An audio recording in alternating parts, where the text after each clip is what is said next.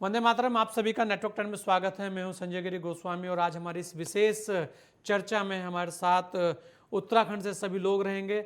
उत्तराखंड एक समय था जब उत्तर प्रदेश के साथ था, तब उत्तराखंड में जो लोग थे उनकी जो धमक थी, राजनीतिक धमक, वो पूरे हम कहेंगे भारत के अंदर होती थी। बड़े बड़े नेता उत्तराखंड से हुए और आज भी ऐसा नहीं है कि उत्तराखंड की धमक नहीं है, लेकिन उत्तराखंड की धमक हर जगह है। केवल अगर हम बात करें राष्ट्रीय राजनीति में तो उस तरीके के चेहरे आजकल देखने को नहीं मिलते जैसे उत्तराखंड के चेहरे होते थे। उत्तराखंड के लोगों की बात ही कुछ और थी। लेकिन ऐसा क्या हुआ कि उत्तराखंड बनने के बाद उत्तराखंड की जो राजनीतिक भागीदारी थी वो केवल उत्तराखंड की सीमाओं में सिमट कर रह गई।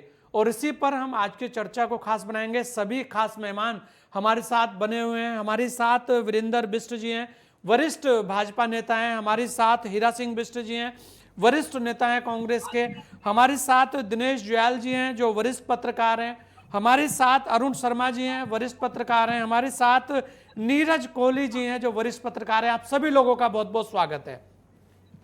मैं सबसे पहले अरुण शर्मा जी आपके पास आना चाहूंगा, क्योंकि उत्तराखंड की अगर हम बात करें तो देखिए उत्तराखंड की एक बड़ी उपलब्धि है कि हम सेना में अच्छे अच्छे बड़े बड़े पदों पर है और सेना के अंदर हमारी धमक है। ये कहा जाता है कि उत्तराखंड का लाल सेना के अंदर इस तरह से है कि वास्तव में लगता है कि उत्तराखंड सैन्य धाम की जिसकी बात की है वो भी है। लेकिन इसके इतर अगर हम राजनीति में बात करें तो आज की तारीख में राजनीतिक भागीदारी जो है, राष्ट्रीय राजनीति की हम बात कर रहे हैं, जब से उत्तर प्रदेश से हम अलग हुए तब से हमारी राजनीतिक भागीदारी घटती जा रही है। राष्ट्रीय दलों में जिस तरीके का वर्चस्व, जिस तरीके की पहचान होनी चाहिए थी, वो धीरे धीरे विलुप्त होती जा रही है।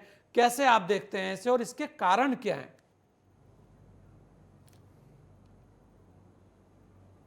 देखिए, उत्तराखंड बहुत छोटा राज्य है। यहाँ से 5 लोकसभा सदस्य आते हैं, 3 राज्यसभा सदस्य हैं और 70 विधानसभा सदस्य चुनकर आते हैं। अगर आप देखें तो उत्तर प्रदेश के ज़माने की आप बात कर रहे हैं, हेमवती नंदन बहुगुणा, गोविंद बल्लभ पंत, नारायण दत्त तिवारी, तमाम नेता हुए हैं जो केंद्र में बहुत मजबूत स्थिति में रहे हैं और बहुत मजबूत मंत्रालय उन्होंने संभाले हैं। उसके बाद अगर हम भाजपा के उदय की बात करें तो भाजपा में जनरल BC खंडूड़ी केंद्र में मंत्री रहे, बच्चीदास केंद्र में मंत्री रहे, अगर आपको याद हो एक साथ अटल जी की सरकार में, और उसके बाद निशंक जी मंत्री रहे मोदी जी की सरकार में, और अब अजय भट्ट मंत्री हैं। तो जहाँ तक भाजपा की बात है, भाजपा में कोई ना कोई प्रतिनिधित्व कर रहा है केंद्र के अंदर, क्योंकि कांग्रेस 2014 के बाद केंद्र में नहीं है। और यही स्थिति 2017 के बाद उत्तराखंड की स्थिति भी है कि 2017 में केवल 70 में से 11 सीटें जीती और 2022 में 19 सीटें जीती।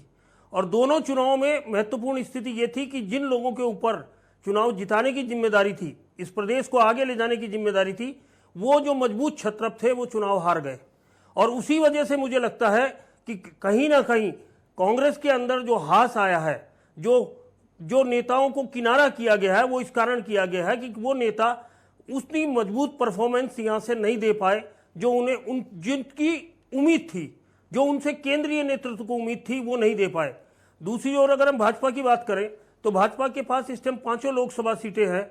एक केंद्र में राज्य मंत्री हैं अजय भट्ट जी, जो रक्षा राज्य मंत्री और पर्यटन राज्य मंत्री हैं। उसके अलावा 2 सीटें राज्यसभा की भाजपा के पास है, नरेश बंसल है, अनिल बलूनी है, और इसी महीने तीसरी सीट भी भाजपा को मिलने जा रही है। तो एक तरह से बिल्कुल कांग्रेस का सुपड़ा साफ हो जाएगा इस प्रदेश से। और जहां तक 19 विधायकों का सवाल है कांग्रेस का, लंबे समय से हमारा, आप भी इस विषय पे डिबेट कर चुके हैं थोड़े दिन पहले, कि लंबे समय से ये चर्चा चल रही है कि उसमें से बहुत सारे लोग भाजपा के संपर्क में हैं और भाजपा में जाने के लिए तैयार हैं। हाँ, उनके एक विधायक ने तो मुख्यमंत्री के लिए सीट तक छोड़ने की पेशकश कर दी थी। हालांकि भले ही मुख्यमंत्री उस सीट से चुनाव नहीं लड़ रहे हैं, लेकिन ये परिदृश्य भी हमारे सामने था और हमने बहुत अच्छी तरह देखा है। लंबे अरसे से ये चर्चा चल रही है कि भाजपा के, कांग्रेस के बहुत सारे लोग भाजपा के संपर्क चलिए बिल्कुल संपर्क में है ये और लगातार भाजपा रहेगी में चर्चा। जाने की तैयारी भी हो अरुण चुकी जी बिल्कुल ये लगातार चलती भी रहेंगी, चर्चाएं तो चलती रहती हैं। लेकिन आज तो बात ये हो रही है कि जो धमक होनी चाहिए थी, जिस तरीके के कद्दावर नेता निकले थे और उन्हें वास्तव में एक सम्मान, एक उनके लिए एक जगह होती थी।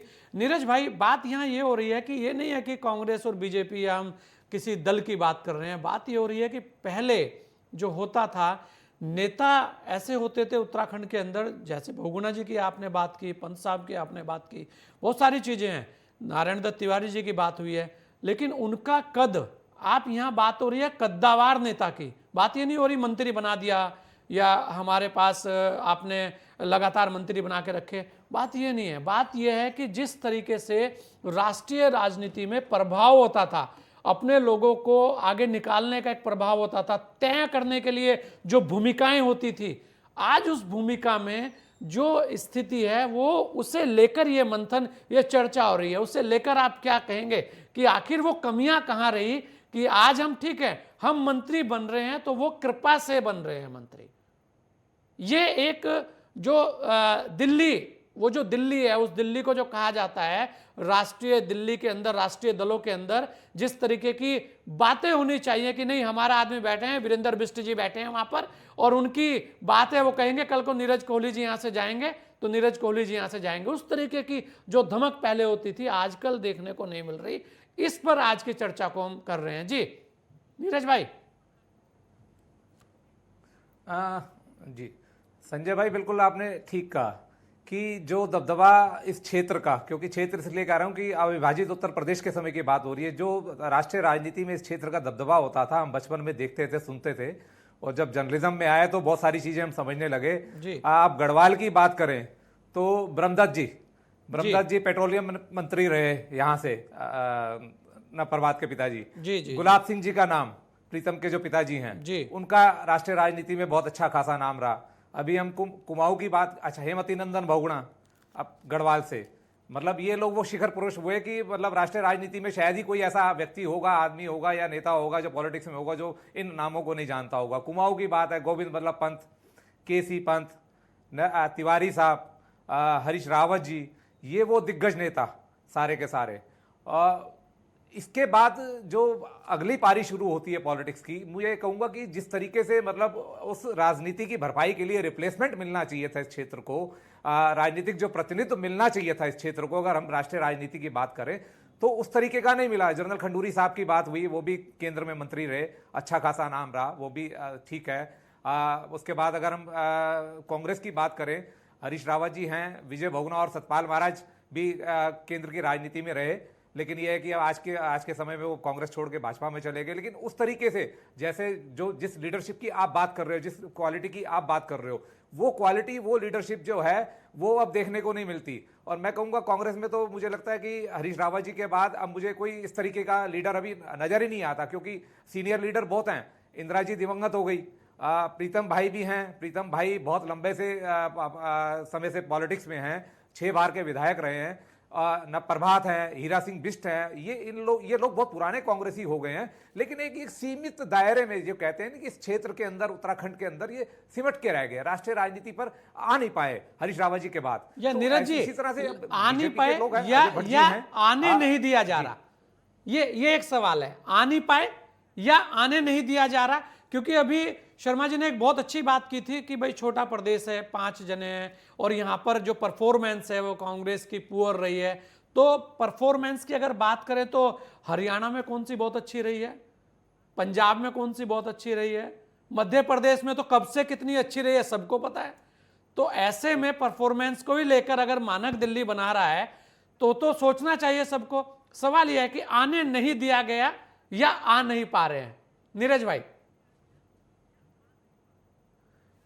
दोनों बातें हैं गोस्वामी जी, दोनों बातें। आपने उत्तराखंड की पॉलिटिक्स को बहुत करीब से हम लोग देख रहे हैं, आपने देखा चाहे बीजेपी हो या कांग्रेस हो, किस तरह की सियासत दोनों दलों के अंदर रहती है। ये अकेला ऐसा प्रदेश है जिसने पिछले 22 वर्षों में 11 मुख्यमंत्री देख लिए। तो इंटरनल पॉलिटिक्स भी यहाँ की गड़बड़ है। ये कहें कि बिल्कुल पैमाना वही है कि काबिलियत, योग्यता, खाली काबिलियत और योग्यता पैमाना नहीं है। पैमाना यह है कि कोई ना कोई आपके ऊपर संरक्षण देने वाला हो, जिसका वर्चस्व आपके ऊपर हो, जो बहुत आपके करीबी हो, दिल्ली में बैठा हुआ आपका माई बाप हो, यह भी एक बहुत बड़ा कारण है।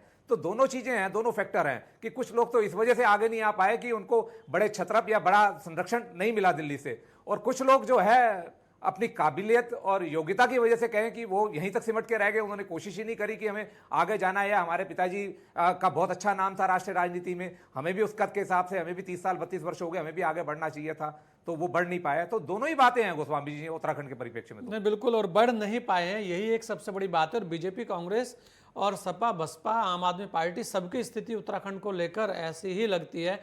वीरेंद्र बिष्ट जी, मुद्दा आपके सामने है, लोगों के शब्द भी आपके सामने है। हमारी बात इतनी सी है कि वास्तव में उत्तराखंड की जो धमक होनी चाहिए थी, वो धमक आजकल नहीं दिख रही है। और राष्ट्रीय राजनीति में जिस तरीके का एक कद उत्तराखंड का था, वो धीरे धीरे कर कर उत्तराखंड की राजनीति में सिमट कर रह गया है। लेकिन यहाँ कुछ लोग कहते हैं कि योगी जी की एक धमक है, लेकिन योगी जी उत्तर प्रदेश की राजनीति करते हैं, वो एक अलग तरीके का एक मैटर है। तो उससे अलग इधर अगर हम बात करें उत्तराखंड की और उत्तराखंडियत की, तो वो एक बहुत बड़ा सवाल है। उसे लेकर हमारी बात है कि आखिर ऐसा क्यों। देखिए संजय जी, जहां तक आपकी डिबेट का आज प्रश्न है, महत्वपूर्ण है उत्तराखंड राज्य के लिए। उत्तराखंड राज्य के जो नेतृत्व है, जो राष्ट्र नेतृत्व है, और जो राजनीतिक दल हैं, जो राष्ट्रीय राजनीतिक दल हैं, निश्चित रूप से उनका जो निर्धारण करता है, उनके नेतृत्व का निर्णय करता है, वो केंद्र करता है।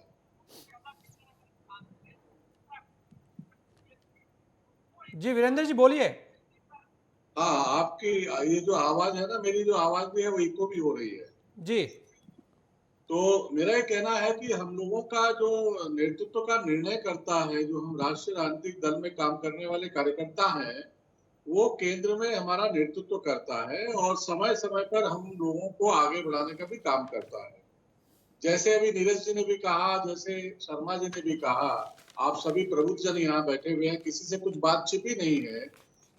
सभी जानते हैं कि भारतीय जनता पार्टी का जो केंद्र नेतृत्व है, उसने उत्तराखंड राज्य के नेतृत्व को आगे बढ़ाने का काम किया समय समय पर। अगर उनकी परफॉर्मेंस अच्छी रही तो वो कंटिन्यू करते रहे और उन्होंने देश में अपना योगदान दिया, देश के विकास में योगदान दिया, केंद्रीय मंत्रिमंडल में अपना योगदान दिया और देश के जो हमारा भारतीय जनता पार्टी का जो संगठन है, उस संगठन में भी महत्वपूर्ण जिम्मेदारी समय समय पर हमारे प्रदेश के नेतृत्व को मिली है।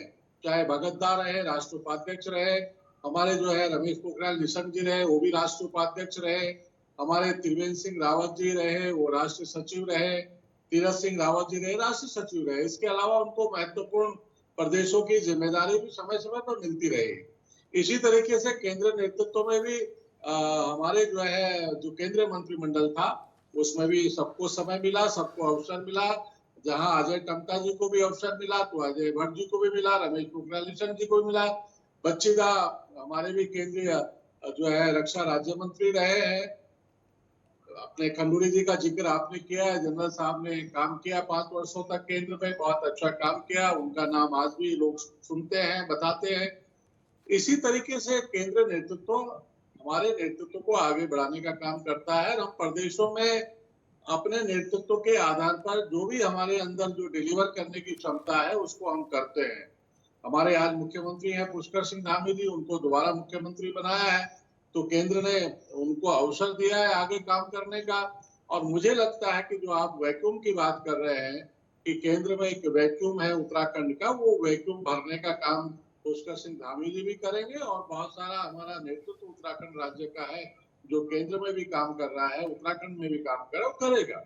इसी तरीके से कांग्रेस के लोगों को भी अवसर मिले हैं समय समय पर, उनकी भी नेतृत्व क्षमता आगे आई है, समय समय पर उनको अवसर मिले। लेकिन आज कांग्रेस वास्तव में केंद्र नेतृत्व का जो उनका केंद्र नेतृत्व है, उन्होंने उत्तराखंड के नेतृत्व को हाशिए पर खड़ा कर दिया है आज। क्योंकि उत्तराखंड राज्य में आपने देखा कि जिस तरीके से कांग्रेस के अंदर गुटबाजी है, कांग्रेस के अंदर आपसी द्वंद है, कांग्रेस के नेता कार्यकर्ताओं को लेकर नहीं चल पा रहे हैं, अपने अपने धड़ों में आगे बढ़ाने का काम कर रहे हैं। इससे लगता है कांग्रेस के दिल्ली वाला जो केंद्र का नेतृत्व है, उनको यहाँ के नेतृत्व से जो अपेक्षाएं थी वो अपेक्षाएं नहीं है, इसलिए उन्होंने आने वाले समय में भी उनको अवसर देने का काम नहीं किया। ये कांग्रेस की बात है, कांग्रेस के नेता जाने, कांग्रेस का नेतृत्व जाने वो क्या करने वाला है। लेकिन हम भारतीय जनता पार्टी के कार्यकर्ता और नेता अपने केंद्र नेतृत्व से आश्वस्त हैं और वो समय समय पर हमें आगे बढ़ाने का काम करते हैं। अभी हमारे यहाँ एक सीट राज्यसभा की खाली हुई है और हमें पूरी उम्मीद है कि उस राज्यसभा की सीट पर भी उत्तराखंड का ही कोई कार्यकर्ता या नेता राज्यसभा में पहुंचेगा। इसलिए हमारे स्थानीय नेतृत्व को आगे बढ़ाने का काम हमारा केंद्रीय नेतृत्व करता रहता है। बिल्कुल, और करना भी चाहिए, लेकिन फिर भी बहुत सारे सवाल रहते हैं। हमारे साथ दिनेश जुयाल जी भी जुड़ चुके हैं। आपका भी बहुत बहुत स्वागत है दिनेश जी। और क्योंकि आप बहुत सारी चीज़ें दिनेश जी देखते आए हैं, ऐसे में बड़ा साफ सा है, क्योंकि वीरेंद्र जी ने बहुत सारी चीज़ें कही कि बीजेपी ने बहुत कुछ दिया है और वर्तमान कांग्रेस अपना देखे।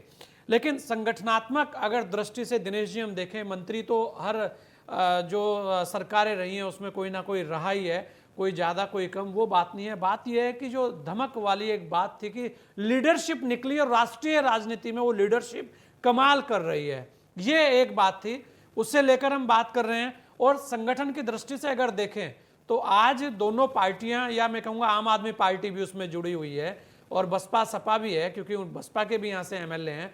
तो जो एक वैक्यूम है जिसकी हम बात कर रहे हैं कि वास्तव में वो वैक्यूम है, वो कैसे फिल हो, वो कैसे भरे वैक्यूम। क्योंकि आज एक लिस्ट जारी होती है, 2 दिन पहले आपने भी देखी होगी दिनेश जी, कांग्रेस की एक बहुत बड़ी सूची बनी, उसमें बहुत सारे लोगों को एडजस्ट किया गया और बड़ा ध्यान रखा गया, लेकिन उत्तराखंड उसमें शून्य कर दिया गया। कुछ इसी तरीके की स्थितियां सभी दलों में है। हाँ, ये जरूर है कि कुछ जगह हम प्रभावी हैं, जैसे भारतीय जनता पार्टी ने बात की, तो वहां ये नहीं कह सकते कि वो वैक्यूम खाली है। वहां पर राष्ट्रीय मीडिया प्रभारी उत्तराखंड से हैं, तो वहां जरूर एक हलचल है। लेकिन उसके बाद भी जिस तरीके की स्थितियां होनी चाहिए थी वो हमारी राष्ट्रीय दलों में नहीं है। दिनेश जी, क्या कहेंगे आप, और इसके क्या कारण है और लगातार हम पीछे क्यों होते जा रहे हैं?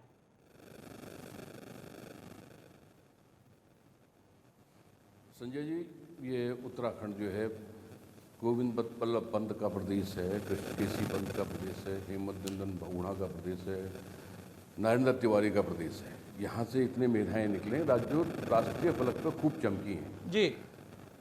लेकिन जब से ये राज्य बना है तब से एक अलग ही नज़रिया यहाँ के बारे में जो राष्ट्रीय दलों का रहा है। ऐसा लगता है कि ये एक कोई उपनिवेश सा है यहाँ, और जिसमें राष्ट्रीय दलों को अपनी व्यवस्थाएं करनी हैं।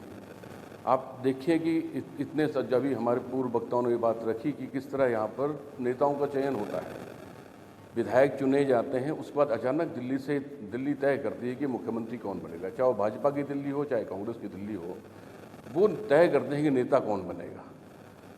और भाजपा की दिल्ली तो अब देखिए उनको मौका भी मिला, कांग्रेस को भी उन्होंने लूट लिया, तो उनका कुनबा काफ़ी बड़ा है, तो ठीक ठाक मेधा उनके पास इस समय है। लेकिन कांग्रेस तो लूटी पिटी पार्टी है, और कांग्रेस का जो सबसे बड़ा संकट है कि कांग्रेस में खासकर पिछले कुछ वर्षों में, पिछले 1-2 दशक में जो स्थिति आई है वो बड़ी ख़राब स्थिति है कि लीडरशिप को ग्रूम कैसे किया जाए, ऐसा कुछ सोचा ही नहीं जा रहा है किसी भी स्तर पर, न राष्ट्रीय स्तर पर न प्रदेश स्तर पर। उत्तराखंड में ले दे के हरीश रावत जी का नाम चल रहा है इतने लंबे समय तक। हर चीज़ में हरीश रावत जी होते थे, इंदिरा जी उनके संकट ठीक होती थी, यहाँ पर उनको मौका नहीं दिया गया कभी, उनको भी उभारा जाए। उसके अलावा बाकी नेता देखे ही नहीं गए। हरीश रावत जी जैसे हैं तो सब कुछ वही है।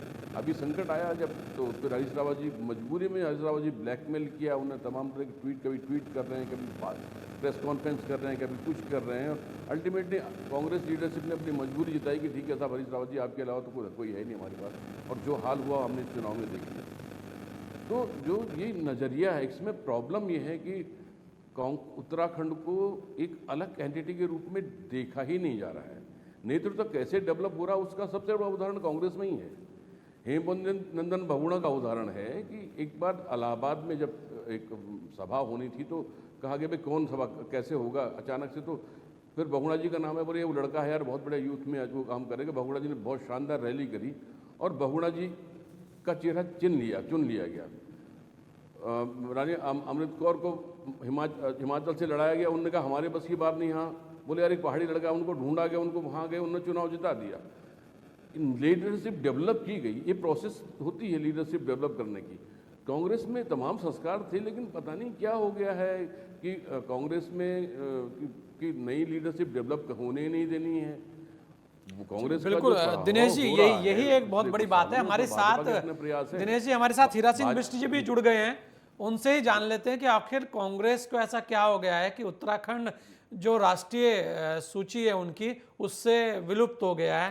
हीरा सिंह जी, आपका बहुत बहुत स्वागत है नेटवर्क 10 में। हीरा सिंह जी, क्योंकि बात बहुत बहुत शुक्रिया जी, अगर हम देखें हीरा सिंह जी, कांग्रेस की एक सूची आई, राष्ट्रीय एक टीम बनी, एक चिंतन शिविर के लिए लोगों का चुनाव हुआ उसके अंदर, और उत्तराखंड उससे बाहर कर दिया गया।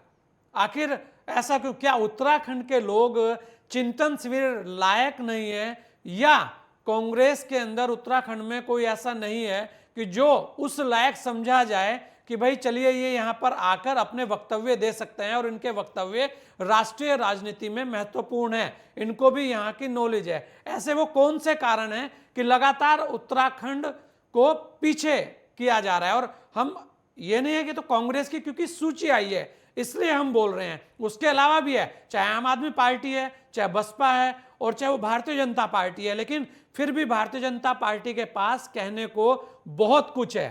हीरा सिंह बिष्ट जी। जी, मैंने समझता भाजपा पे कहने को बहुत कुछ है और कांग्रेस को कहने को कुछ नहीं है, ऐसा नहीं है। ये समय का तकाजा है। भाजपा सेंटर में, स्टेट में है, बहुत से राज्यों में उनकी सरकारें हैं, तो उनकी जिम्मेदारी ज़्यादा है। प्रदेश की अनदेखी न की जाए, प्रदेश को सर्वांगीण विकास में सहयोग दिया जाए, उचित प्रतिनिधित्व दिया जाए। क्या भाजपा ने कोई प्रभावशाली दमदार मंत्री उत्तराखंड में बनाए हैं? नंबर एक जिम्मेदारी उनकी है। हमारे टाइम पे गोविंद बल्लभ पंत थे, केसी पंत रहे, नारायण तिवारी रहे, भागदर्शन जी रहे, ब्रह्मदत्त जी रहे, निरंतर मतलब वजनदार लोगों को वजन दिया, मौका दिया काम करने का। ये कांग्रेस ने हमेशा करती रही। ये उत्तराखंड बनने से पहले था हीरा सिंह बिष्ट जी, कहीं दिखाई दे रहे? उत्तराखंड बनने से पहले की बात हो रही है। उत्तराखंड बनने के बाद हाशिए पर उत्तराखंड जा रहा है, इसकी आज बात करते हैं जी। ना, उत्तराखंड बनने के बाद हरीश राव जी सेंट्रल मिनिस्टर रहे, वर्किंग कमेटी में महामंत्री हैं ऑल इंडिया कांग्रेस कमेटी के। ऐसा नहीं है। और वर्किंग कमेटी में बहुत सारे मेंबर हमारे जिले वाइज, एक एक दो दो मेंबर हैं वर्किंग कमेटी में। कांग्रेस ने इग्नोर नहीं किया। ये समय के हालात ऐसे हैं। इस समय बीजेपी शासित है, बीजेपी का सिक्का चल रहा है, गलत सलत जो भी है, जैसे भी चल रहा, मशीनों के द्वारा चल रहा है, जैसे चल रहा, लेकिन चल रहा है उसमें कांग्रेस अपनी जगह पर खड़ी है निश्चित रूप से। यह जरूर है कि हम चुनाव हारे हैं और उम्मीद से विपरीत हारे हैं, माहौल भी ऐसा हारने का नहीं था। अब क्या कारण है तो हीरा समझ सिंह नहीं, जी, क्योंकि ये जो जनता, चिंतन शिविर में महंगाई, सूची बनी है हीरा सिंह बेरोजगारी, जी, चिंतन शिविर की जो सूची बनी है, जो बता रहे हैं कि राजस्थान में होगा अगले महीने, उसके अंदर उत्तराखंड का एक भी नाम क्यों नहीं? ये लोग कह रहे हैं, ये जनता पूछ रही है। नहीं, चिंतन शिविर में निश्चित रूप से उत्तराखंड से कोई ना कोई तो होना चाहिए, तो हम इसको खुद स्वीकार करते हैं। एक राज्य है, पूर्ण राज्य है, और यहाँ पर होना है, इस बात को तो हम नहीं कह सकते क्यों नहीं है, क्या है, लिमिटेड लोग। मैं ये भी नहीं समझता कि सारे राज्यों का प्रतिनिधित्व उसमें हुआ होगा। बहुत से राज्य और भी छुट्टे होंगे, केवल उत्तराखंड ही नहीं छुट्टा होगा। अब उन्होंने अपने हिसाब से दिए, चिंतन शिविर में विचार विमर्श करेगा, फिर वो जाकर स्टेटों में मीटिंग करेंगे। ये पार्टी की प्रक्रिया का एक हिस्सा है। नहीं हीरा सिंह जी, आप देखें ना, इतना बड़ा हिस्सा है कि कर्नाटक का आदमी बैठ के आपके यहाँ टिकट तय करता है, ये लोग कहते हैं। आपके विधायक ही इस तरीके के आरोप लगा रहे थे। नहीं, कर्नाटक का लोग नहीं तय करता, चूंकि एक प्रणाली है, डेमोक्रेटिक सिस्टम है, एक प्रक्रिया है जी। वो प्रक्रिया के तहत जो भी प्रभारी होगा, जो भी प्रभारी महामंत्री ऑल इंडिया लेवल पर होगा, उसके नीचे अध्यक्ष होगा, तो अध्यक्ष को रिकमेंड करके एक सिस्टम है, वो प्रक्रिया के तहत इस तरह रिकमेंडेशन ऊपर अध्यक्ष तक जाती है, अध्यक्ष उसको मोहर लगाता है, सबकी राय बनती है, कंसेंसस पैदा करते हैं, जो उचित होगा उस पर निर्णय करता है। केवल ये नहीं कर्नाटक के आदमी ने निर्णय ले लिया, ये हम नहीं मानते किसी एक पर दोषारोपण करना, वो प्रक्रिया का एक हिस्सा मात्र है, यही हो सकता है, बस और कुछ नहीं। हीरा सिंह बिष्ट जी भी तो महामंत्री होकर वहां बैठ सकते हैं, वो भी तो उत्तराखंड और आसपास के प्रदेशों को देख सकते हैं। नहीं, ये तो पार्टी निर्णय करते, सारे लोग नहीं बैठ सकते, सब इच्छा करते हैं, अपेक्षा करते हैं, उम्मीद करते हैं। अब ये तो पार्टी को देखना है, सुयोग्य लोग, विचारवान लोग, धनी लोग, ईमानदार लोग हो तो पार्टी बड़ी है, पार्टी नेतृत्व जो तय करता है निश्चित तो सब उसको फॉलो करते हैं। नहीं बिल्कुल है, ये बात तो सही है। और क्योंकि हीरा सिंह बिष्ट जी एक मजे हुए खिलाड़ी हैं और पुराने कांग्रेसी हैं, तो बहुत सारी चीजें वो सहजता से स्वीकार नहीं करेंगे। लेकिन चलिए इस चर्चा को जारी रखेंगे, लेते हैं एक छोटा सा ब्रेक, जल्द लौटेंगे आपके बीच।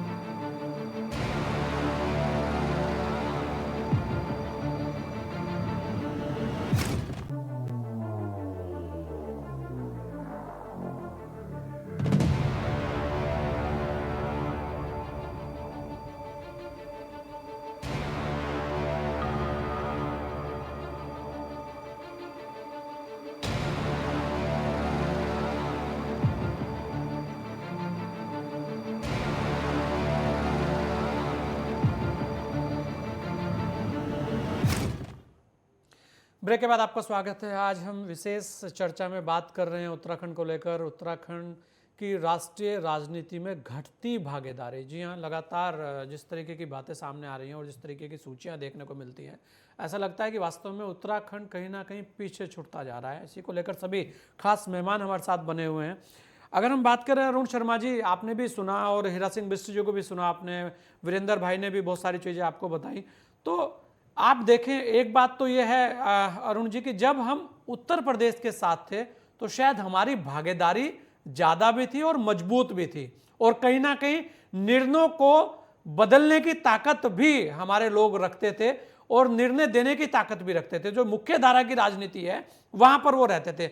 लेकिन जैसे जैसे उत्तराखंड बना वैसे वैसे हमारी जो स्थितियां हैं लगातार कमजोर होती जा रही है। लेकिन चलिए हम इस बात से संतुष्ट हैं कि हमें मंत्री तो बनाया जा रहा है कम से कम। अरुण जी जी ठीक कह रहे हैं संजय भाई। देखिए, उत्तर प्रदेश बड़ा राज्य था और उसके बावजूद उत्तराखंड की धमक इसलिए थी कि उत्तराखंड में 4 धाम होते थे। हमें याद है, हम लखनऊ जाते थे तो केवल एक तुलसी की माला और गंगा जली दे के हमारे काम हो जाते थे। वो कहते थे पंडित जी आए हैं, बद्रीनाथ से आए हैं, गंगोत्री का जल लाए हैं गंगा जी का, इनके काम कर दो। लेकिन वो देखिए, वो यहाँ के आध्यात्मिक महत्व की वजह से होती थी उस टाइम। और हीरा सिंह बिष्ट जी भी उस टाइम से राजनीति में सक्रिय हैं और इनको भी बहुत अच्छी तरह पता है कि वहाँ उत्तराखंड के लोगों का बड़ा मान सम्मान होता था। और वो मान सम्मान भले ही आप कहें कि मुलायम सिंह जी के मुख्यमंत्री रहते हुए एक कांड हुआ, वो जो गुरुकुल नारसन में हुआ, रामपुर तिराहे पे हुआ, एक बर्बर कांड हुआ, लेकिन उसके बावजूद मुलायम सिंह के दरबार में भी उत्तराखंड के लोगों की बड़ी अच्छी पहचान होती थी, उत्तराखंड के लोगों का बड़ा सम्मान होता था। तो वो दौर था कि जब उत्तराखंड से बड़े बड़े नेता निकल के गए। अगर आप मुरली मनोहर जोशी की बात करें तो मुरली मनोहर जोशी अल्मोड़ा पिथौरागढ़ कॉन्स्टिट्यूंसी से 3 बार MP रहे हैं।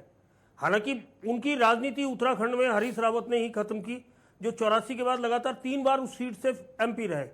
तो मुरली मनोहर जोशी को मजबूरी में इलाहाबाद शिफ्ट होना पड़ा, क्योंकि इलाहाबाद में वो पढ़ाते भी थे और वहीं से उनकी राजनीति चली और वो राष्ट्रीय राजनीति में राष्ट्रीय अध्यक्ष तक बने हैं भारतीय जनता पार्टी के। तो ये उत्तराखंड के लिए शान की बात थी। गोविंद वल्लभ पंत और उनके परिवार के लोगों ने उत्तराखंड के लिए बहुत काम किया। लेकिन ये एक वो था, दौर था कि वो लोग जो उत्तराखंड से राष्ट्रीय राजनीति में गए, उन्होंने बाहर पढ़ाई करी, उन्होंने उत्तराखंड में रह के पढ़ाई नहीं करी। तो उनके कनेक्शन जो थे उस वजह से बने। ज़्यादातर अगर आप बात करें, मुरली मनोहर जोशी की बात कर लें या हेमवती नंदन बहुगुणा की बात कर लें, हेमवती नंदन बहुगुणा की राजनीति इलाहाबाद यूनिवर्सिटी से परवान चढ़ी थी। जब वो इलाहाबाद यूनिवर्सिटी के छात्र संघ के अध्यक्ष बने थे और उसके बाद वो राष्ट्रीय राजनीति में आए थे, क्योंकि इलाहाबाद यूनिवर्सिटी का एक बड़ा मान सम्मान था। इसी तरह अगर हम तमाम नेता देखें, उत्तराखंड से विद्यासागर नौटियाल जैसे नेता भी हुए हैं जो बड़े वकील रहे हैं, लेखक रहे हैं, अब नहीं है भले ही, और विधायक रहे हैं, लेकिन राष्ट्रीय राजनीति में कम्युनिस्ट पार्टी की उनका भी बड़ा मान सम्मान था। आपके यहाँ मैं देख रहा हूँ टिकर चल रहा है पीसी जोशी का। पीसी जोशी भी उत्तराखंड से बिलोंग करते थे, लेकिन ये सारे के सारे लोग बाहर पड़े। इस वजह से इनके कनेक्शन बने बड़े नेताओं से, और इस वजह से ही ये राष्ट्रीय राजनीति में छाए। अगर आप देखें जनरल बीसी खंडूड़ी की बात करें तो जनरल बीसी खंडूड़ी आर्मी से आए थे, एक बड़ा नाम था, तो इस वजह से उनको भारतीय जनता पार्टी ने मान सम्मान दिया। लेकिन आज की स्थिति यह है कि उत्तराखंड के जो नेता हैं वो उत्तराखंड में पढ़ रहे हैं, और इसीलिए इनके कनेक्शन उतने राष्ट्रीय राजनीति में उतने बढ़िया नहीं होते, और इसी वजह से वो राष्ट्रीय राजनीति में सक्रिय भूमिका नहीं कर पाते, क्योंकि उनको बड़े नेताओं का, जो राष्ट्रीय नेता है, उनका भी सपोर्ट नहीं मिलता है। ये नीरज जी अरुण जी ने एक सीधा एक मैं कहूँगा कि व्यंग किया है कि सेटिंग गेटिंग में असफल है उत्तराखंड के राजनेता। ये एक सीधी बात है नीरज जी। तो जितनी चीज़ें हुई है नीरज जी, कैसे आप देखते हो इसका वास्तव में जो समाधान है वो क्या हो सकता है? और मेन बात यह है कि राष्ट्रीय दलों को भी सोचना चाहिए कि नई लीडरशिप ऐसी देनी चाहिए कि जो वास्तव में ये ना जाए मैसेज कि भाई उत्तराखंड उस राष्ट्रीय परिवेश में फिट नहीं बैठ सकता। और ये तो सबसे ज़्यादा फिट बैठ सकता है, क्योंकि उत्तराखंड ये है जहाँ भिन्न भिन्न प्रकार से और भिन्न भिन्न प्रदेशों से पूरे विश्व से लोग आते हैं, तो यहाँ का आदमी तो बहुत कुछ जानता है।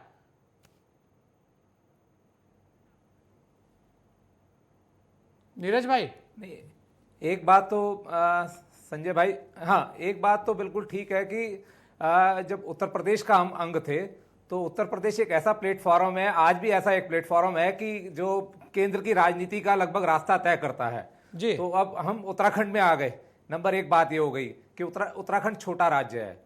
नंबर दो, दूसरी बात यह है कि उस समय जो वहाँ के हमारे जो लीडर्स थे, एक तो उनकी लीडरशिप क्वालिटी इतनी ऊंची थी कि हम बहुगुणा जी की बात करते हैं, हम तिवारी जी की बात करते हैं, या गोविंद वल्लभ पंत जी की बात करते हैं, केसी पंत की बात करते हैं, मैंने ब्रह्मदत्त जी का भी जिक्र किया, उनके पिताजी गुलाब सिंह जी का जिक्र किया, तमाम बड़े नेताओं का हमने जिक्र किया। तो एक तो उस तरह की लीडरशिप, मतलब जो रिप्लेसमेंट में हमें लीडरशिप मिलनी चाहिए थी, जैसा हम देख रहे हैं उन नेताओं की हम आज बात कर रहे हैं, उस तरह की लीडरशिप नहीं मिली, खास तौर के कांग्रेस में। क्योंकि एक समय था कि केंद्र की जो राजनीति है उसमें दबदबा जो है कांग्रेसी लीडर्स का ही था, बड़ा दबदबा, उन्हीं की धमक दिखाई देती थी। और सबसे ज्यादा नुकसान मुझे लगता है आज की डेट में कांग्रेस को ही हुआ। जैसे कहते हैं ना कि मैं एग्जांपल देखता हूं कि वर्ल्ड क्रिकेट में आपको पता कि एक जमाने में वेस्ट इंडीज का बहुत बड़ा दबदबा होता था कि क्रिकेट एक तरफ और वेस्ट इंडीज एक तरफ, लेकिन वेस्ट इंडीज को रिप्लेसमेंट नहीं मिला और आज की डेट में वेस्ट इंडीज सबसे कमजोर टीम है दुनिया की। तो कांग्रेस को एक बड़ा नुकसान हुआ। दूसरा यह कि बीजेपी ने अपनी लीडरशिप को काफी अवसर दिए, और कांग्रेस की तुलना में बीजेपी ने हमेशा इस राज्य को ज्यादा तवज्जो दी है, बहुत करीब से तवज्जो दी है। हमने देखा कि उत्तर प्रदेश के जमाने में भी यहाँ जब चुनाव होता थे तो अटल बिहारी वाजपेयी, लाल कृष्ण आडवाणी, मुरली मनोहर जोशी, कल्याण सिंह जी, तमाम बड़े लीडर जो हैं यहाँ चुनावी जनसभाएं करने आते थे, रैलियां करने आते थे। तो लेकिन जो कांग्रेस की लीडरशिप है, उनके लीडर आते थे, लेकिन उन्होंने उस निगाह से, उस नजर से इस स्टेट को तवज्जो नहीं दी। और इसीलिए आज ये जो कांग्रेस का एक जो बड़ा खालीपन जो हमें नजर आ रहा है, इसकी एक बड़ी वजह ये भी है। दूसरी बात यह है कि जो हम क्वालिटी वाली लीडरशिप है जिसकी आपने भी बात करी, वो लीडरशिप ना कांग्रेस डेवलप कर पाई, बीजेपी कोशिश कर रही है। बीजेपी के तो फिर भी बहुत सारे लीडर जो हैं नजर आए हैं राष्ट्रीय राजनीति में, और कुछ कोशिश भी कर रहे हैं आगे बढ़ने के लिए। आने वाले दिनों में हमें दिखेंगे भी वो नाम, ऐसी बात नहीं है। लेकिन कांग्रेस को ज्यादा नुकसान हुआ। तो इसके लिए कहीं ना कहीं एक तो हमें जो अपनी क्वालिटी लीडरशिप है उसको थोड़ा सा इंप्रूव करना पड़ेगा, और राष्ट्रीय दलों को सोचना पड़ेगा कि अगर हमें दिल्ली का रास्ता तय करना है तो एक तो अपनी जो आपसी प्रतिस्पर्धा है, अपनी महत्वाकांक्षा है, और ये जो आपसी आंतरिक लड़ाई है बीजेपी कांग्रेस में दोनों में, इस लड़ाई को भी भूलना होगा। अगर इस राज्य का भला हमने सोचना है, अगर आप पॉलिटिक्स को आगे बढ़ाना है या अपने दल को आगे बढ़ाना है, खुद को आगे बढ़ाना है, तो इन सब चीजों को भी हमें, इन सब चीजों पर भी गौर करना पड़ेगा। बिल्कुल, ये बहुत बड़ी बात है वीरेंद्र बिष्ट जी। जो आंतरिक द्वेष हैं वो दोनों दलों में बहुत ज़्यादा हैं। हाँ, ये अलग बात है कि दोनों दल स्वीकार नहीं करते, बस खाली कह देते हैं मीडिया की उपज है, और ये पत्रकार जो बैठे हैं 4-5 ये सब करते रहते हैं, लेकिन ऐसा नहीं है। उसके अलावा राष्ट्रीय राजनीति में कितना महत्व है जो उत्तराखंड है, उसकी भागीदारी होनी चाहिए, संगठनात्मक भी और सरकार में भी। वीरेंद्र जी, देखिए, भारतीय जनता पार्टी की मैं जहां तक विषय करता हूं कि वर्तमान का भी जो हमारा राष्ट्रीय संगठन है उसमें हमारे मुख्य प्रवक्ता के रूप में राष्ट्रीय मुख्य प्रवक्ता और राष्ट्रीय मीडिया प्रभारी के रूप में अनिल बलूनी जी हैं, आप सब जानते हैं। हमारे जो मोर्चे हैं राष्ट्रीय स्तर के, उन मोर्चों में भी राष्ट्रीय महामंत्री के रूप में हमारी यहाँ की महिला नेत्री हैं, और राष्ट्रीय जो टीम में हमारे राज्य के 5 प्रदेश के बड़े नेता जो राष्ट्रीय कार्यकारिणी के सदस्य भी हैं। हमारे पास में पर्याप्त नेतृत्व क्षमता है और केंद्रीय नेतृत्व ने हमारी नेतृत्व क्षमता को आगे बढ़ाने का काम किया है। मंत्री के रूप में भी आप देख रहे हैं कि उत्तराखंड राज्य को पर्याप्त जो है मंत्री पद मिला है, और बहुत बहुत अवसर मिलते रहते हैं। यहाँ के नेताओं को विभिन्न प्रांतों में चुनाव के लिए जिम्मेदारियां दी जाती हैं। हमारा नेतृत्व सशक्त भी है, मजबूत भी है, और हम सबको साथ लेकर चलने वाले कार्यकर्ता भी हैं। हमारा जो मुख्य उद्देश्य यही है, सबका साथ, सबका विकास और सबका विश्वास, और ये सब कुछ सबके प्रयास से ही संभव होता है। पहले से लेकर अभी तक निरंतर केंद्र में प्रदेश नेतृत्व को प्रमुखता दी जाती रही है। हमारे यहाँ के नेताओं को जगह दी जाती रहती है, उनको बढ़ाने के लिए केंद्र नेतृत्व समय समय पर अवसर प्रदान करता है। दूसरे दलों की स्थिति आपके सामने है, समय समय पर उनको भी अवसर मिलता है, लेकिन काफी समय से उनकी परिस्थितियां उनके अनुकूल नहीं होंगी, इसलिए ऐसी स्थितियां सामने है। उसमें हमें कुछ नहीं कहना है। कांग्रेस का जो भी नेतृत्व है और जो प्रदेश का नेतृत्व है, वो क्या करने वाला है, क्या कर रहा है, ये आप सब जानते हैं। पर वीरेंद्र जी, लेकिन कहीं हम- ना कहीं हाँ जी। महत्वपूर्ण पदों पर भागीदारी, चाहे वो संगठन हो और सरकार हो, उसकी जो कमी लगती है। देखिए, आप केंद्र में रक्षा राज्य मंत्री के रूप में, अपने पर्यटन राज्य मंत्री के रूप में अपने अजय भट्ट जी हैं। क्या आपको लगता है कि वो प्रमुख वाला पद नहीं है या प्रमुख भागीदारी नहीं है? बहुत महत्वपूर्ण जिम्मेदारी उनके पास में है। राष्ट्रीय मीडिया प्रभारी, आप समझते हैं उत्तराखंड राज्य को राष्ट्रीय मीडिया प्रभारी, जो आप सब लोगों के साथ समन्वय स्थापित करने का काम करते हैं, इसके साथ साथ उन्हें राष्ट्रीय मुख्य प्रवक्ता का भी स्थान दिया गया है। ये कितनी बड़ी उपलब्धि है उत्तराखंड राज्य के लिए। एक साधारण से उत्तराखंड राज्य का कार्यकर्ता जिसको केंद्र ने इतनी महत्वपूर्ण जिम्मेदारी दी है, ये सब हम गर्व की अनुभूति करते हैं। हमारे यहाँ से दीप्ति रावत जो महिला नेत्री है, उनको राष्ट्रीय महिला टीम में राष्ट्रीय महामंत्री का दायित्व दिया गया है। ऐसी हमारे और भी लोगों को राष्ट्रीय कार्यकारिणी में सदस्य बनाया गया है। तो हमारे लिए बहुत गर्व की बात है, और हम समझते हैं कि ये हमारे लिए पर्याप्त भी है। जब कभी आवश्यकता केंद्रीय नेतृत्व को होगी उत्तराखंड राज्य से किसी नेतृत्व को आगे बढ़ाने की, तो ये उनका अधिकार क्षेत्र है। हम अपने राज्य में जो हमें जिम्मेदारियां मिली हैं, हमारे नेताओं को, कार्यकर्ताओं को, पूर्व मुख्यमंत्रियों को, हम अपना काम बेहतर से कर रहे हैं। समय समय पर अपने संगठन की जो रीति नीति है और संगठन जो दायित्व देता है, जो जिम्मेदारी देता है, हमको तो एक विधानसभा की भी जिम्मेदारी मिलती है तो हम उस पर काम करते हैं। जिले की बिल्कुल जिम्मेदारी बिल्कुल मिलती है, वीरेंद्र जी, उस पर भी काम करते हैं। हाँ, यही बात है, क्योंकि आपके पास कहने को बहुत कुछ है। हीरा सिंह बिष्ट जी, देखिए वीरेंद्र जी ने बहुत कुछ गिनवा दिया है, लेकिन क्या कांग्रेस के पास वर्तमान की स्थिति को देखें, ऐसी स्थितियां हैं कि आपके यहाँ जिस तरीके की गुटबाजियां सामने आ रही हैं, जिस तरीके की चीजें सामने हो रही हैं, उसे लेकर तो ऐसा लगता है कि आने वाले दिनों में कांग्रेस और हाशिए की तरफ जाती दिखती है। क्योंकि ये बात सभी कह रहे हैं, एक मजबूत विपक्ष चाहिए, जिसे लेकर उत्तराखंड के लोग सवाल करते हैं कि एक मजबूत विपक्ष होना चाहिए। खुद वीरेंद्र बिष्ट भी कई बार कह चुके हैं कि एक मजबूत विपक्ष का होना बहुत जरूरी है, अगर विकास की जो एक बयार है वो देखनी है तो ऐसे में कैसे चलेगा हीरा सिंह बिष्ट जी? यहाँ तो राष्ट्रीय राजनीति में अगर आप लोगों की भागीदारी नहीं रहेगी तो वास्तव में जो यहाँ बिखराव है उसे समेटेगा कौन? बाहर वाला आदमी आकर उसे कोई जानकारी नहीं रहती। जो टिकट आपके यहाँ बांटता है वही आकर, स्क्रीनिंग कमेटी का जो चेयरमैन है वही आकर आपके यहाँ पर ये कहता है कि विवाद क्या है, तो आप ही के लोग कहते हैं कि आप ही ने तो सब कुछ दिया और अब आप ही कह रहे हैं कि विवाद क्या है। हीरा सिंह बिष्ट जी, जी आप बिल्कुल ठीक कह रहे हैं। बीजेपी ने अपने लोगों को बड़ी जिम्मेदारी दी है, लेकिन उस जिम्मेदारी का लाभ प्रदेश को कितना मिल रहा है? अजय भट्ट जी मंत्री बने हैं, क्या कंट्रीब्यूशन प्रदेश में या देश में कहीं दिखाई देता है? वो नाम के राज्य मंत्री हैं, कोई अधिकार लगता उनके पास है नहीं। राज्य को वो कितना भला कर सकते हैं? कुछ नहीं। बलौनी जी के चूँकि मोदी जी से संबंध है, केवल इतना मतलब है उनका भी राज्य से कोई ज़्यादा लगाव लेना देना जनता से नहीं है। आप सत्ता में हैं, भारी बहुमत है, तो उससे राज्य को क्या मिल रहा है? निश्चित रूप से कांग्रेस में राज्य को हमारी कांग्रेस कमेटी ने अभी कोई जिम्मेदारी नहीं दी, देंगे, कोई ना कोई जिम्मेदारी देंगे। ये तो एक बहुत बड़ी राष्ट्रीय पार्टी है, तो वो सब होता रहता है, लेकिन उसकी वजह से कोई विकास या संगठन का काम नहीं रुकता है। लेकिन ये निश्चित रूप से राज्य में जो एक विपक्ष को महत्वपूर्ण जिम्मेदारी और दमदार तरीके से समस्याओं को उठाना चाहिए। उसमें चूँकि अध्यक्ष नए नए बने हैं, हमारे विधानसभा में नेता प्रतिपक्ष नए बने हैं, अभी देखो 2 महीने में हम लोग जोर पकड़ेंगे सबसे सलाह मशवरा करके और आंदोलन चलाया जाएगा। राज्य का हित सर्वोपरि है, जनता का हित सर्वोपरि है, संगठन उसके बाद में, ये कांग्रेस करेगी। लेकिन अनावश्यक रूप से हम चाहते राज्य का विकास तो कुछ हो नहीं रहा, केवल घोषणाएं हो रही। मंत्री लोग इनके रोज बुके दे ले रहे, मंत्री लोग रोज मंदिरों में दिखाई दे रहे, सब मत्था टेक रहे और वीडियो वायरल कर रहे कि ये इस मंदिर में गया, ये वहाँ आशीर्वाद लिया, ये वहाँ आशीर्वाद लिया, सेंटर के बुक के देखा आ गए। अरे सेंटर से लाए क्या, कितना अनुदान लाए, कितना ग्रांट लाए? आप क्या कहेंगे? आपने 72 ITI राज्य के बंद कर दिए जो रोजगार देते हैं, रोजगार परक है, ये उपलब्धि आपकी है। आप कहते हैं धामी जी ने 1600 घोषणाएं कितनी लागू की।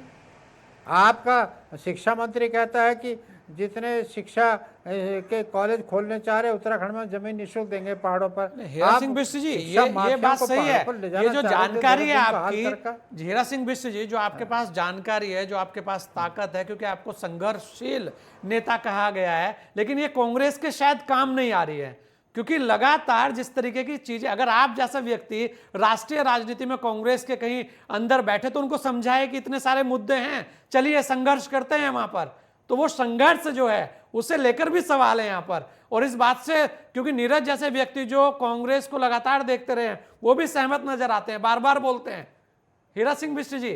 तो यही बात हो रही है कि राष्ट्रीय राजनीति, राष्ट्रीय जो संगठन है उसमें धमक होगी, तभी तो ये सारी आपकी जानकारी काम आएगी।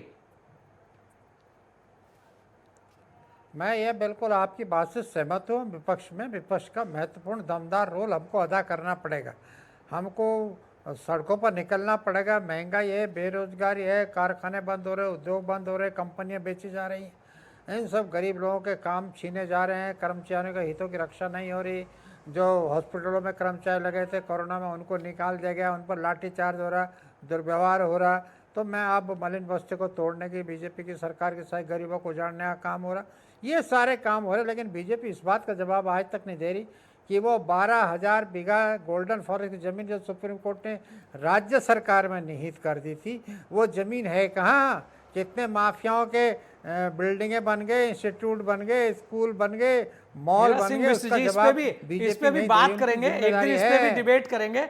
आज तो हम इसकी जानकारी आपको इसीलिए ले रहे हैं सारी चीजों की कि हीरा सिंह बिष्ट जी के पास इतना कुछ भंडार है, लेकिन शायद कांग्रेस के वो काम नहीं आ रहा है। दिनेश गोयल जी, बहुत सारी चीजें आपके सामने आई है यहाँ पर, क्योंकि हीरा सिंह बिष्ट जी को देखिए, उनको घेरना हमारे बस में तो है नहीं, क्योंकि वो बहुत एकदम मजे हुए कलाकार हैं, एकदम मजे हुए खिलाड़ी हैं राजनीति के, बातों को घुमाकर दूसरी जगह ले आते हैं। जिस चीज पर बात होनी है वो पता उन्हें भी है, कलाकार मैंने भाई मुझे माफ लेकिन वो क्या है कि उस बात को बोलना नहीं चाहते, क्योंकि कांग्रेस में भी जो दिल्ली की आपने बात की थी, तो वो दिल्ली बड़ी खतरनाक है। तो दिनेश गोयल जी, क्या कहेंगे आप? सब चीजों को आपने सुना, सब चीजों को आपने देखा दिनेश जी, और वर्तमान में कैसे उत्तराखंड की लीडरशिप को डेवलप होना चाहिए जिससे राष्ट्रीय राजनीति में भी उसकी धमक हो सके? जी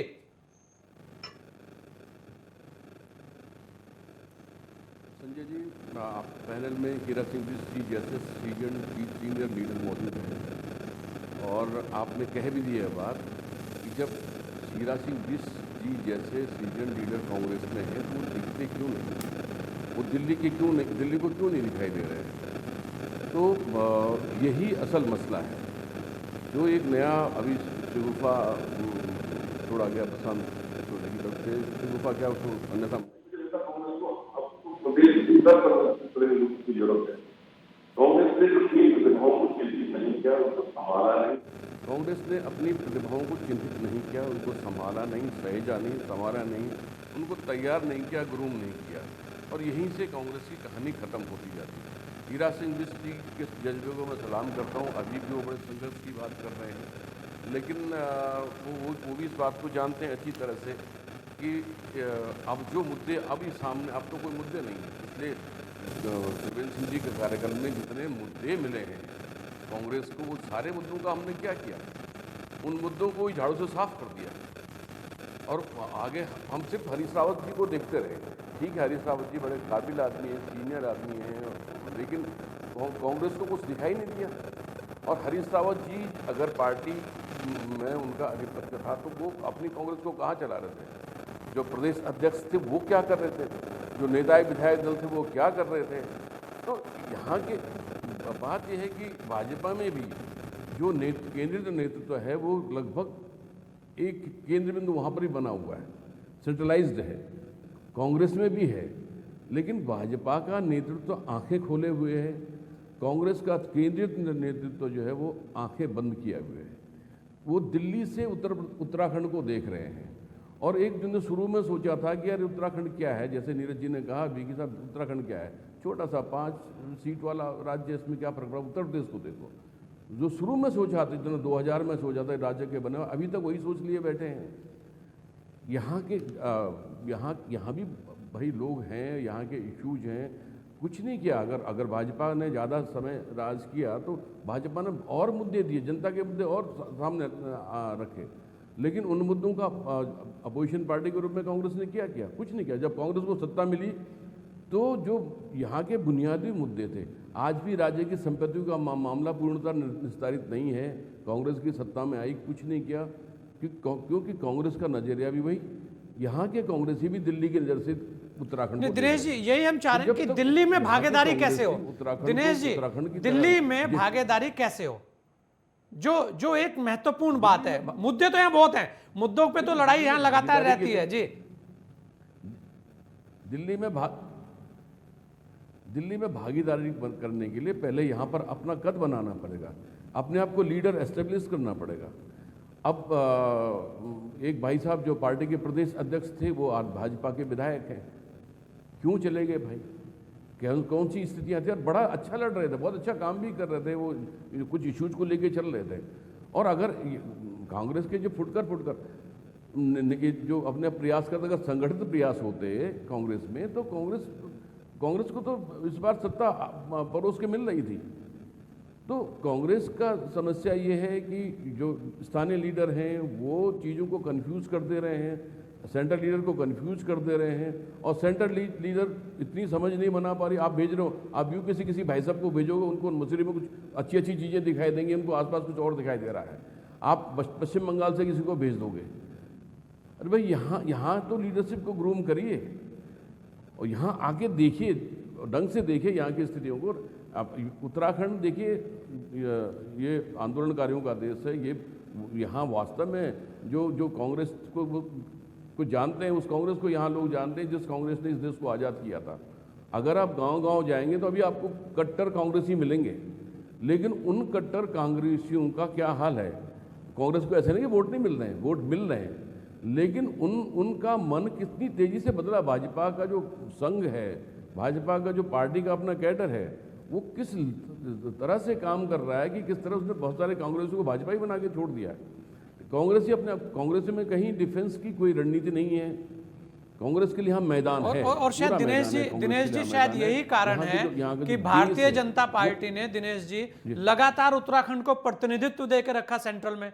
आप देखिए कि किस तरीके से लगातार बलूनी जी वहां पर राष्ट्रीय मीडिया पर भारी, राष्ट्रीय मुख्य प्रवक्ता, उसके अलावा भी हम देखें तो मंत्रिमंडल में भी जगह लगातार बनी रही है, और भी लगातार वहां कभी ना कभी चीजें चलती रहती हैं। उसके अलावा प्रधानमंत्री जी से लेकर गृह मंत्री जी तक, राष्ट्रीय अध्यक्ष तक, छोटा सा भी चुनाव हो तो यहां पर आते हैं। और ऐसा कोई महीना जाता होगा जिस दिन कोई बड़ी लीडरशिप उत्तराखंड में नहीं रहती। तो ये गंभीरता, और कांग्रेस की आज तक आप देखिए स्थिति, कांग्रेस की तो रैलियां भी किस हालात में हुई है उत्तराखंड के अंदर, वो आपके भी सामने है। तो ऐसे में बीजेपी की तरफ तो मतदाता रुख करेगा ही। दिनेश जी। जी बिल्कुल, देखिए कांग्रेस बीजेपी ने इस प्रदेश का बहुत भला कर दिया हो ये तो मैं नहीं मानता हूँ, क्योंकि इस प्रदेश के बुनियादी मुद्दों पर जिस तरह प्रहार बीजेपी के राज में हुआ है, वो कुछ ज़्यादा ही हुआ, कांग्रेस से भी ज़्यादा हुआ है, जो यहाँ के मर्म पर जो उन्होंने प्रहार किया। लेकिन ये जो झाम है कि यहाँ पार्टी के लीडर्स को प्रत्युत्तर देना, एक दिखाना, पूरा अपना प्रेजेंटेशन ग्राउंड लेवल पे जा करके, ग्रास रूट लेवल पे जा करके अपने आप को, अपनी मौजूदगी दर्ज कराना, इस लेवल पे भाजपा ने बहुत, यानी भाजपा के फोकस में वोट है, वोटर है, तो भाजपा उस राजनीति पे काम करती रहती है लगातार, और उस बहाने कुछ जो यहाँ के जो लीडर हैं उनको तवज्जो मिलती रहती है। कांग्रेस ने जो यहाँ कांग्रेसी बेस है उसको ही देखना बंद कर दिया है। उधर सब इससे बड़ा उदाहरण क्या होगा कि हीरा सिंह जैसे कद्दावर नेता आज जो है वो कद नहीं पा पाए। जी नहीं, बिल्कुल यही एक बड़ी बात थी। और चलिए, क्योंकि दिनेश जी समय भी कम है और सभी लोगों ने आपने अपना समय हमें दिया, हम यही कहेंगे सभी से कि कुछ भी हो और राजनीतिक द्वेष अपनी जगह है, लेकिन इस बात पर मंथन चिंतन होना चाहिए कि उत्तराखंड की भी राष्ट्रीय राजनीति में पहले जैसी भागीदारी रहनी चाहिए जब हम उत्तर प्रदेश के साथ थे। आज उत्तराखंड अलग हुआ है तो उसके बाद से ही आखिर पीछे क्यों, ये एक बड़ा सवाल है, इस पर चिंतन मनन होना चाहिए। आप सभी ने अपना समय दिया, इसके लिए आप सभी का बहुत बहुत धन्यवाद। उत्तराखंड की राष्ट्रीय राजनीति में एक बड़ी अहम भागीदारी रहती थी, आज भी है, कुछ दलों में आज भी बड़ी भागीदारी है, लेकिन उसके बाद भी चिंतन होना चाहिए कि आखिर वो कौन से कारण रहे कि हम लगातार पीछे होते जा रहे हैं। जब संयुक्त थे उत्तर प्रदेश के साथ तब एक अलग धमक थी, और जब आज अलग हैं तो आज बिल्कुल हम पीछे की तरफ हैं। तो आज इस विशेष चर्चा में इतना ही, दीजिए मुझे इजाजत। जय हिंद।